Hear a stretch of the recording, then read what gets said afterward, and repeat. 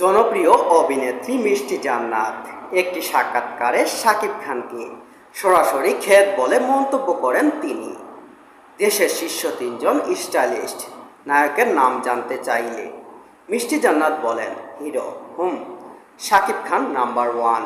এটা এখন, আগে ও স্টাইলিশ ছিল না, আগে খেত ছিল। Sorry to say megastar Shakib. নিজের বক্তব্যের ব্যাখ্যা দিতে এ নায়িকা আরও বলেন, শাকিবকে সবাই এটাই বলতো, আমি যখন ছোট্টবেলায় ফার্স্ট ওকে এফডিসিতে দেখতে যাই, ও লিপস্টিক লাগায় বসে থাকতো। ওটা দেখে আমি বেশ হতাশ হয়েছিলাম। মনে মনে ভাবছিলাম, ও মাই গড, কেমন লাল লিপস্টিক পরে আছে হিরো, এটা হতে পারে। ওইটা দেখে আমার বিরক্ত লেগেছিল। এরপর থেকে ওকে আর আমি দেখতে পারতাম না। শিকারি সিনেমায় অভিনয় করলো, তখন ওকে দেখে ঠিকঠাক লেগেছিল। তবে শাকিব খানকে ওই ভুলভাল বড় পরিবর্তনের সাধুবাদ জানান